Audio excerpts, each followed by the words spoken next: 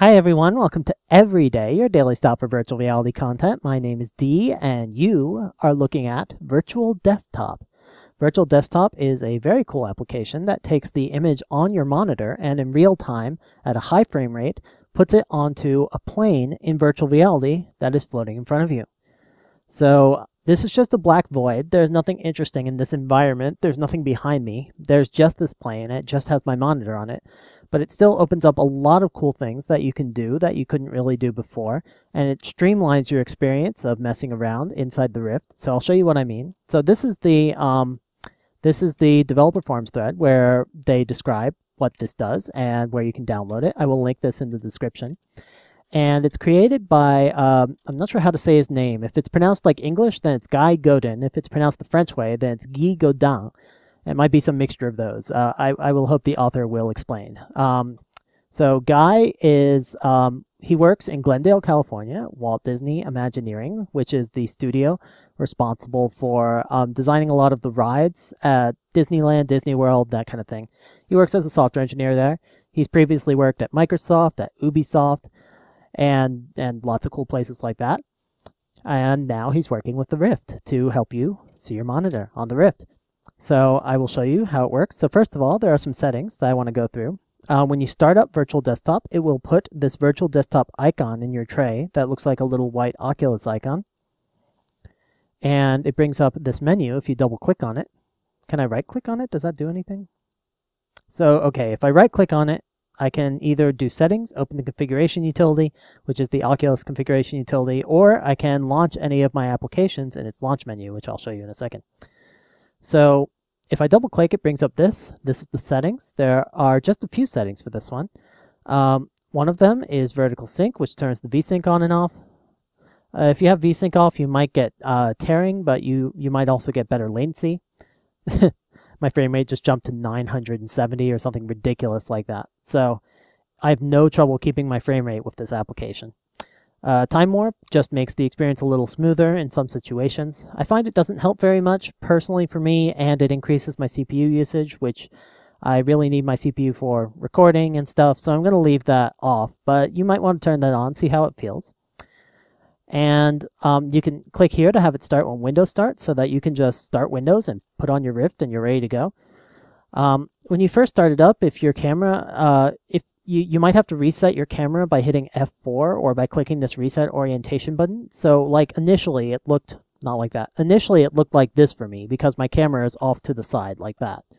And so I'm looking forward, but it's leaning, I'm only seeing the left edge of it. So I need to hit F4 and now it's directly in front of me. There we go. There we go. Okay. So these two sliders are pretty important. The screen distance and the screen size. Screen size determines how big it is.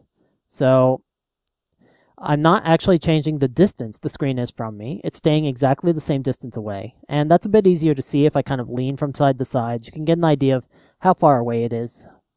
I can lean in and out. So positional tracking totally works in this application.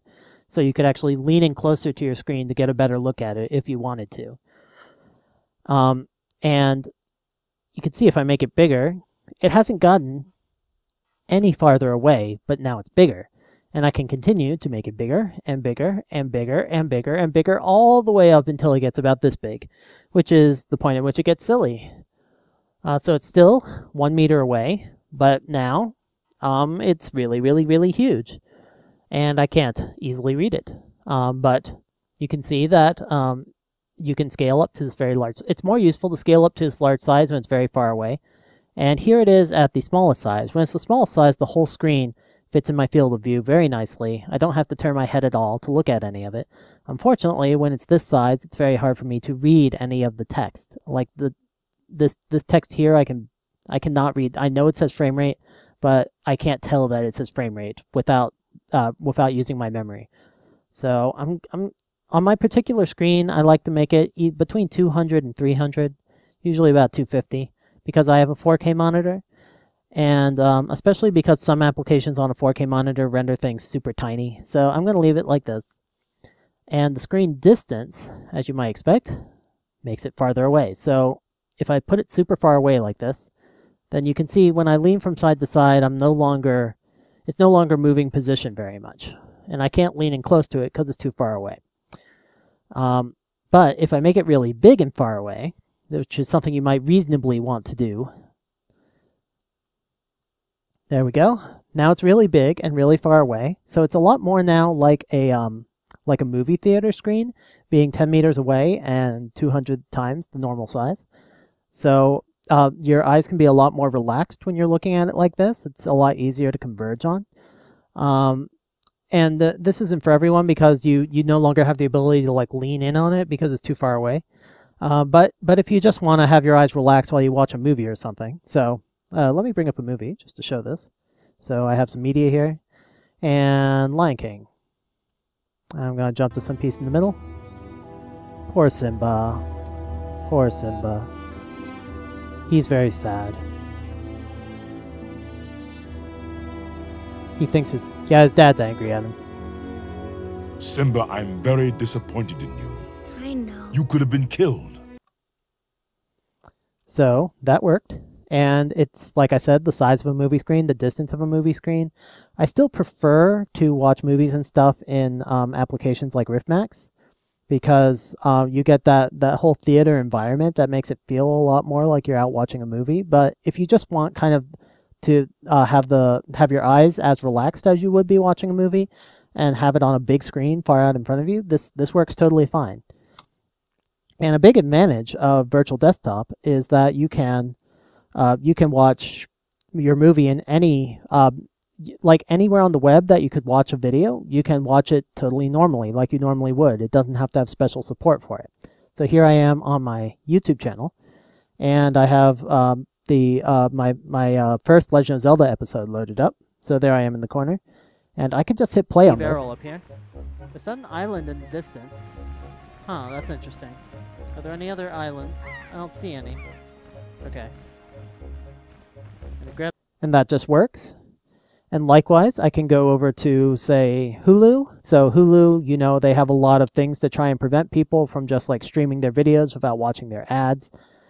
But I could just click on an episode I've watched recently, like I recently The following watched. is intended only for mature audiences. Yeah. Viewer discretion I'm mature, advised. shut up. And Presented by and Corona, here come the ads. who So invites you to it's just find like your watching it beach. normally on your screen. You watch the ads normally, you watch the video normally. And you can go full screen, and this all just works. And I stick my mouse in the corner, and then the timeline will go away. And so, yeah, I have it out on this giant movie screen floating 10 meters in front of me. And I can watch my Hulu videos on this. I can watch my Netflix videos on this. I can watch Crunchyroll videos on this. Anything I want. So likewise, I have Netflix here. I was recently watching this dub of Sword Art Online. Well, this is sub, actually. But I can switch to dubs. There we go. Oh, sweet. I'll do that. I'm not sure whether I like the dubs of Sword Art Online or the subs more. I'm ambivalent. Huh?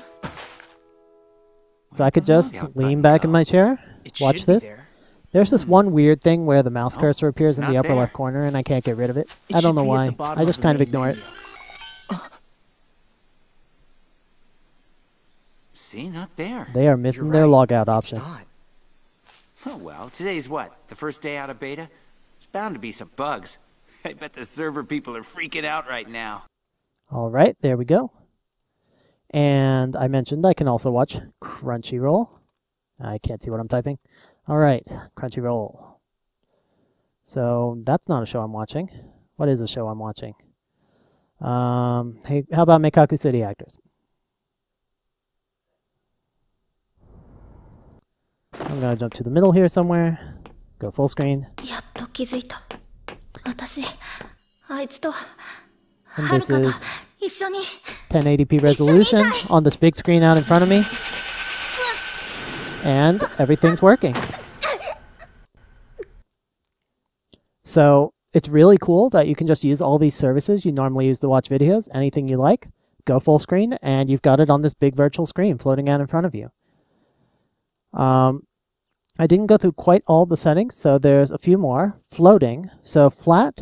Flat is a screen that's always oriented horizontally, like a normal screen. If you do floating, floating enables you to get it at a different angle. So if I do floating and then I turn my head Then I hit F4, or just click the reset orientation button. So now my screen is all sideways, or I could look directly up. Is this going to work? Yeah, so now the screen can be over my head, and I could be lying down in bed and watching the screen floating over me. And I can't do that with flat. Flat is always in front of you and always horizontal, but floating, it can be anywhere you like. You just point your head at it, hit the reset orientation button, and that is where it will lie. So this is really nice if you want to be lying in bed watching something like 10 meters floating in the air over you as you're watching a video in bed or whatever. And that's the main situation it might be useful for. You might be like lying on your side and you want to watch something sideways, that kind of thing. And curved is interesting.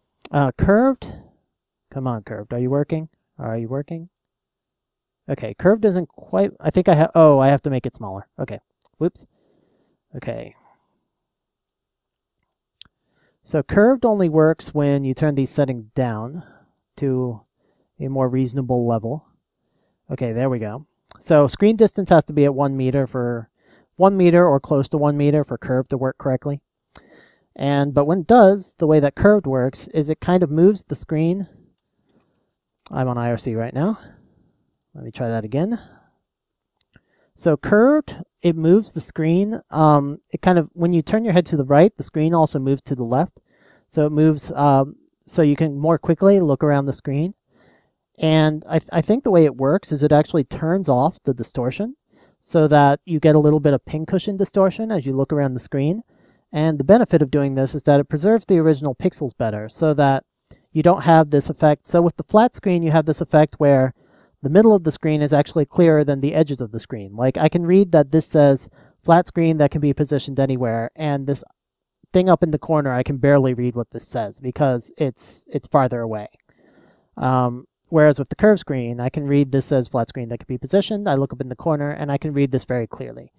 So that has certain advantages if you just want a clearer view of all parts of your screen whenever you look at them. But it's also just not as solid and stable as the flat screen. I tend to prefer the flat screen. All right, I'm gonna put this back into distance. That's where I really like it. Different people will have different preferences. I like having a big screen in the distance like this.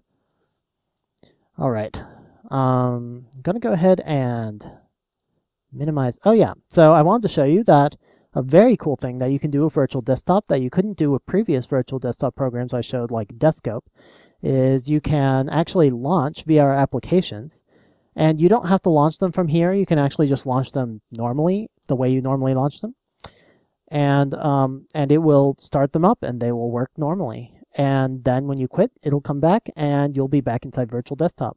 So before I do this, I need to ensure that my Rift is set as my main display. Otherwise, they will not launch correctly. There we go. Come on. Okay, it took Virtual Desktop a second to adjust, but now we're back. And I'm going to go ahead and launch Tuscany. Away we go. Going to wait a few seconds for it to start up. Come on, Tuscany.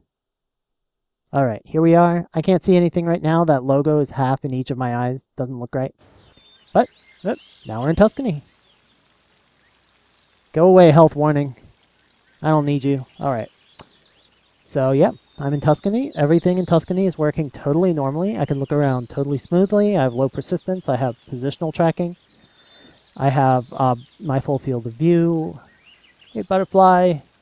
I can look all around me. Everything is totally normal here in Tuscany.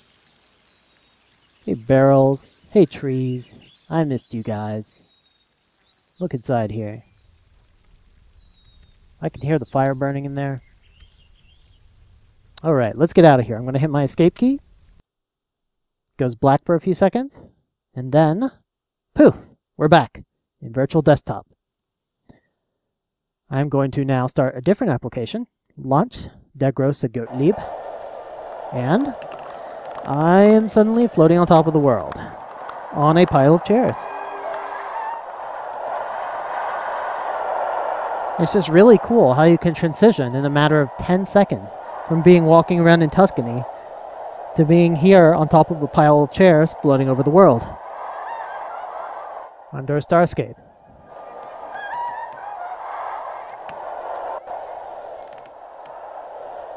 All right, let's get out of here. And we're back in virtual desktop. So that's really cool. And like I mentioned, you don't have to use the you don't even have to use the launcher inside of virtual desktop. The Windows previews kind of mess it up. So if I like hover over this, it'll try and show a preview, and that messes up the view. So I try not to do that. So here, same Tuscany application, just I'm running it directly from Windows Explorer, and I hit enter. Give it a few seconds to load.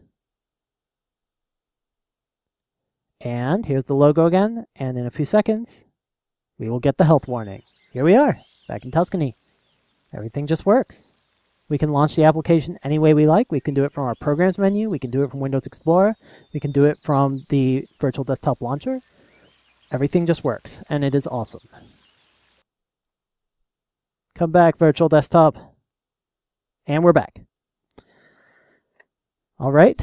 The other thing I wanted to show is that you can actually play regular games. So let me set this as my main display again so that I have my taskbar. All right, that's better. I've noticed that when I have my monitor set as my main display, I have a lot more judder or stutter as I look around, whereas when I have the Rift as the main display, it seems to move a lot more smoothly. Also, when I do any application that uses a lot of CPU, like the Netflix player or like certain emulators, then it will cause it to stutter more.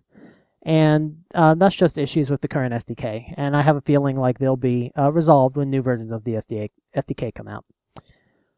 All right, let's go ahead and load up Steam here. You won't be able to read my Steam very well because I'm running on a 4K monitor and Steam doesn't have very good support for 4K monitors. And I have been recently playing The Walking Dead Season 2, which I'm going to start up here. Now, I haven't gotten Virtual Desktop to work with full-screen, two-dimensional games so far, but I have gotten it to work with pretty much every game in windowed mode.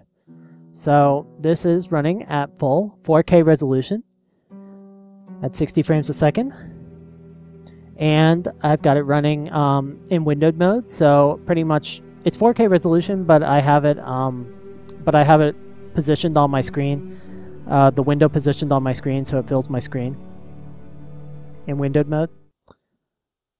And just wait, check this out. So look at this, look at this. We have this game rendering in real time at 4K resolution, 60 frames a second, and that is being copied to this texture on the Rift. All in real time at full frame rate, which I think is pretty fucking amazing. You can go through our options like normal. You can see, okay, it's not quite 4K, it's 2123, but you know what I mean. Like I said, full screen isn't working right now. I think they'll work that out later, how to get that working. And I'm gonna hit play. So I'm not gonna give any spoilers if you guys haven't played The Walking Dead yet.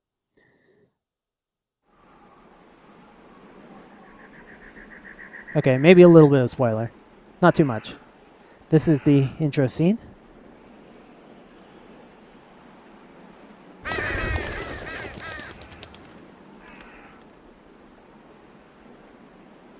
There's my character. That is Clementine. Episode 1, All That Remains. I really like the art style in this game. What do you think? Oh, Mead, you can't be serious. I am. We are not doing that. Why not? Because. And if I bring up Virtual Desktop in the middle of this, I can bring the screen closer if I want to. Then I can go back in here. Come on, Krista. What's wrong with Omid? We're not look calling all our around baby this Omid. giant One screen. of you is enough. Clementine, a little help here? Oh, I have to pick an option. Omid sounds like a great name. Omid is a good name. I like it. Thank you, Clementine. You always agree with him. Because I'm always right. You're probably not actually going to want to play it with a screen this big. I'm going to make that smaller again. Go away, screen. Farther away. Far away from me. All right. And, yeah, so this all works. I'm going to go ahead and close out of here. Likewise, if I wanted to play a classic console game, all I would have to do is bring up, where did I put that emulator? Let me find it. Here we go. SNES 9X. And I'm going to load up recent games, Super Metroid. So I can see more details than you can on your monitor because the screen's being magnified for me. But I still can't read this text very clearly at all. I'm just kind of remembering where things are. Like I can barely tell this says load game something. It's pretty indistinct. And that's because the angular resolution of the Rift is currently about 11 pixels per degree compared to my monitor in real life, which is about 50 pixels per degree. So it's a lot lower resolution. All right. I'm going to move my mouse out of the way. I still have that mysterious mouse in the upper left corner, which I'm just going to ignore, and hopefully it will go away. Where's my jump button? Can't find... There we go. Alright. This is Super Metroid for the SNES. Many of you will recognize it.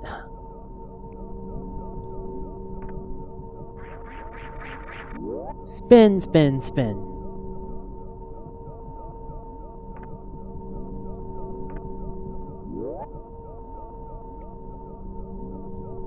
Oh, dead people.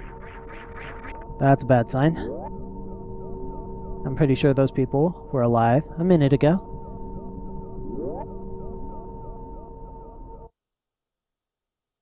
Baby Metroid, what are you doing here?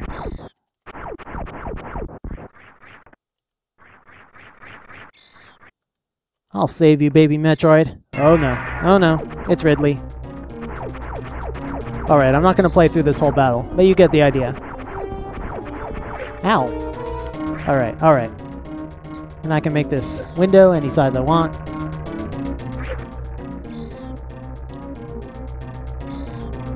So if I wanted to, I could make this window smaller, and I could be playing my game over here, while I'm also, say, having IRC, like over here, and talking about the Oculus Rift with people. Hey guys, you're on one of my videos.